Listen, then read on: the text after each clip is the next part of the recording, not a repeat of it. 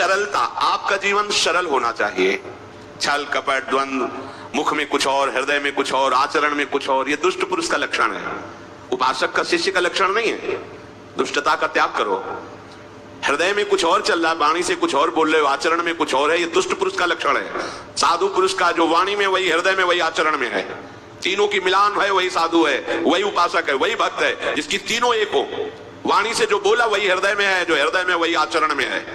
यहाँ वाणी से कुछ बोल रहे हैं, हृदय में कुछ चल रहा है, आचरण कुछ और बता रहे हैं, ये ठीक नहीं है। सरलता का तात्पर्य है मन वचन और कर्म, ये तीनों एक होने चाहिए। अहिंसा, वाणी से शरीर से किसी को भी कष्ट ना पहुंचे, ऐसी अंदर धारणा रखो। वो अपने संकल्प विकल्प करके कष्ट भोगे, उसकी बात, हमारे द्वारा किसी को कष्ट ना पहुंचे, ये हमारी धारणा हो। सर्दी गर्मी सुख दुख आदि द्वंद्व हर्ष विषाद आदि जो है, इनको सहना सीखो। भगवान भी आदेश करते हैं, मात्रा स्पर्शास्तु कौन्तेय शीतोष्ण सुख दुखदा आगमा पायनो अनित्यास्तास्तितिक्षस्व भारत। जो इनको सह जाता है वही परम पदवी को प्राप्त होता है। थोड़ी सी गर्मी यहाँ, थोड़ी सी सर्दी यहाँ, पूरे जीवन गर्मी से। पैर की त्वचा ऐसी हो गई थी कि बंबूल का कांटा टूट जाता था, घुसता नहीं था। जीवन में कभी पादुका ही नहीं, तो चमड़ी इतनी मोटी हो गई थी पैरों की। सर्दी गर्मी जैसा आप इसको, आप देखो यहाँ आप कौन सा स्वेटर पहनते हैं, जीवन में कभी नहीं।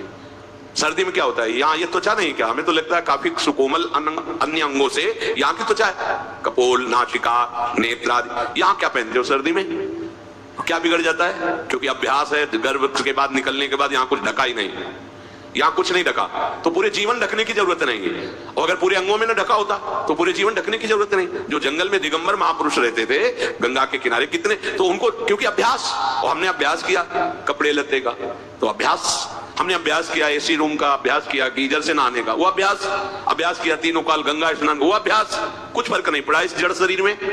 इसको जैसे रखो, तो सहने का अभ्यास, यदि माया से मुक्त होना है तो सहने का अभ्यास रखो। ये जरा में बहुत गर्मी, ये नहीं उपासक, गर्मी है ठीक है, शरीर का धर्म है, तो इंद्री में ताप लग रहा है, ठीक है, राधा राधा राधा। आप कहोगे प्रवचन करने से नहीं होता। कभी बिजली नहीं रखी दाम में, कटवा के रखे थे, बिल्कुल नहीं।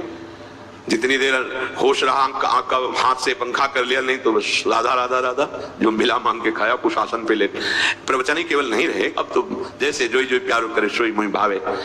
नहीं, जानबूझ करके अपने शरीर को अधीन नहीं करना चाहिए। सुविधाओं की अधीनता, तुम भोगता नहीं, सुविधाएं तुम्हें भोग रही हैं। जितना तुम सुविधा भोगी बन जाओगे उतना तुम कमजोर हो जाओगे।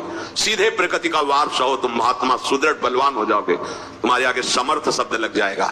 जो प्रकृति के और विकारों के वेगों को सीधे सहता है उसे महात्मा कहते हैं। समात्मा सुदुर्लभा यम ही न व्यत्यन्तेते पुरुषम पुरुषर्षभ सुख दुख समा। जिसका सुख दुख समान भाव, किसी भी वेग की व्यथा से हृदय व्याकुल नहीं होता, वो भगवान को प्राप्त करने का अधिकार प्राप्त कर लेता है। इसलिए सहनशीलता, प्रभु की लीलाओं का श्रवण और प्रभु के नाम का कीर्तन और प्रभु के रूप का ध्यान, ये तीन बातें बहुत जल्दी भगवत प्रेम प्रकट कर देती हैं।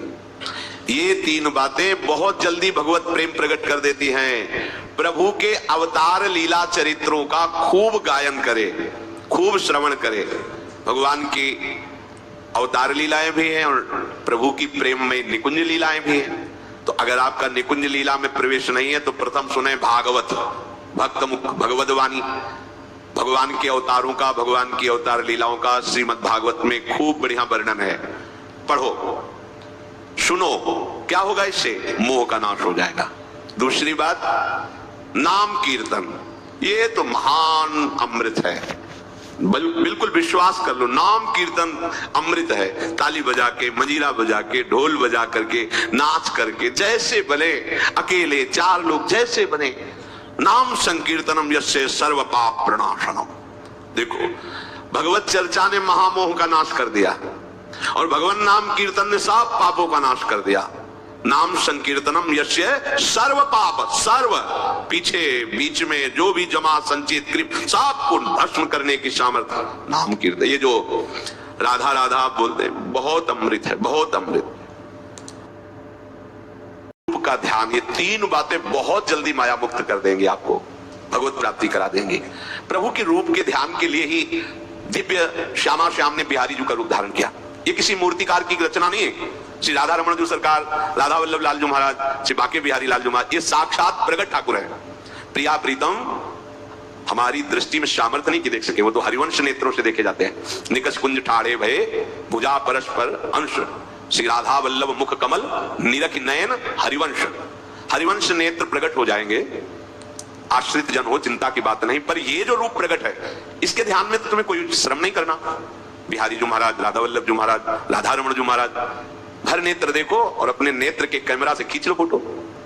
अब आप फिर इधर देखो, उधर वैसे ही खड़े नजर आ रहे, वैसे ही मुस्कुराते हुए दिखाई दे। हर समय कोई आदेश कर रहे हैं हरिवंश महाप्रभु, सब शोहित निष्काम मति, श्री वृंदावन विश्राम, श्री राधा वल्लभ लाल को हृदय ध्यान, मुख नाम, राधा वल्लभ लाल का ध्यान करो और राधा वल्लभ श्री हरिवंश बोलो तो तुम्हारी मति निष्काम हो जाएगी, तुम्हें अखंड वृंदावन वास मिल जाएगा, प्यारी जी तुम्हें प्यारे लगने लगेंगे। ये तीन बातें आपको निश्चित भगवत प्राप्ति करा देंगे। इष्टम दत्तम तपो जप्तम वृत्तम यच्चात्मनः प्रियम दारान श्रुतान गृहान प्राणान यत् परस्मै निवेदनम। जो भी तुम्हारे द्वारा यज्ञ दान तप अथवा जब सदाचार, ये सब प्रभु को अर्पित कर दो, अविनाशी हो जाएगा। प्रभु को अर्पित कर दो जो भी तुम्हारे द्वारा होता है। हे प्रियालाल, आपकी प्रसन्नता के लिए फिर दोबारा कह रहे हैं, स्त्री पुत्र घर जीवन और अपने प्राणों का मोह त्याग करके, प्राणों का मोह त्याग कर। यहाँ पूरा समाज वैसे ही सब बैठा है हृदय में। देखो, जिस मार्ग में चलना उसे समझो, अंदर से केवल प्रिया प्रीतम में ही हमारी अहमता ममता होनी चाहिए। प्रभु सच्चिदानंद श्री कृष्ण चंद्र जी को अपना प्राण प्रीतम मानने के लिए ये जितनी जगह आप अपनापन किए समेटना पड़ेगा। सबकी ममता ताक बटोरी, मम पद्म नहीं बांध पर डोरी। लाडली लाल के लाडले तो कोई बिरले दिखाई देते हैं, प्रिया प्रीतम के जन तो कोई बिरले दिखाई देते हैं। नहीं धन बल, परिवार बल, बुद्धि बल, वही कसर करके चले जाते हैं। अरे यहाँ तप बल भी काम नहीं करता, और बल तो जाने दो। यहाँ हारे को हरे नाम, हार गए, गले पड़ गए, गले पड़ जाओ, बढ़िया इसी जन्म में कल्याण हो जाएगा। गले पड़ जाने का मतलब, जैसे कोई गले पड़ रहा हो तो उसका मतलब समझते हो, मारो पीटो गाली दो भगाओ, नहीं भागे, वो गले पड़ गए। बोले आप क्या करें, गले पड़ गए, आप क्या करें। ऐसे ही पूज्य श्री स्वामी राम सुखदास जी महाराज कहते, श्री कृष्ण के गले पड़ जाओ भैया, इसी जन्म में तुम्हारा कल्याण, भगवान के गले पड़ जाओ। गले आप तो जैसे भी आपके हैं, तो हमको अल्लाह मचा कहेंगे राधा वल्लभ लाल के, तुम्हें अपनी इज्जत बचा ली तो सुधार लो, समझे। ये गले पड़ रहा, हाँ कहावत, लंबा तिलक लगाएंगे और जय राधा वल्लभ लाल की बोलेंगे। और आपके लायक तो हम है नहीं। अब आपको अपने लायक बनाना कि आपका दास कैसा होता है, तो आपको बनाने के लिए कोई मशीन की जरूरत नहीं, आप ऐसे बना देना। अब आपके गले पड़ गए, आपकी हमारी इज्जत हो, आपकी हमारे जीवन हो, अपनी इज्जत संभालेंगे तो हमें संभाल लेना। वो संभाल लेते हैं, वो मच्छर को ब्रह्मा बना देते हैं, घोर पापी को ब्रह्म ऋषि बना देते हैं, उनके लिए कोई दुर्लभ बात नहीं। पर जब तक अहंकार है तब तक उनकी तरफ से ये प्रोसेस शुरू नहीं होता। जब हार गया और गले पड़ गए, फिर वो बड़े बड़े महात्माओं के द्वारा भी बंधनी हो जाते हैं। यदि इसी जन्म में भगवत प्राप्ति करनी है तो ये काम तो आपको बड़ी जल्दी कर लेना है। जहां जहां हमारी ममता है उसे प्रभु के चरणों में लगानी ही पड़ेगी। चूक करोगे तो वही ममता की डोर मन को घसीट लेगी और अगले जन्म का विधान बना देगी। यदि आपको इसी जन्म में भगवत प्राप्ति करनी है तो सबकी ममता ताग बटोरी, मम पद मन ही बांध बटोरी। एवं कृष्णात्मनाथेषु मनुष्य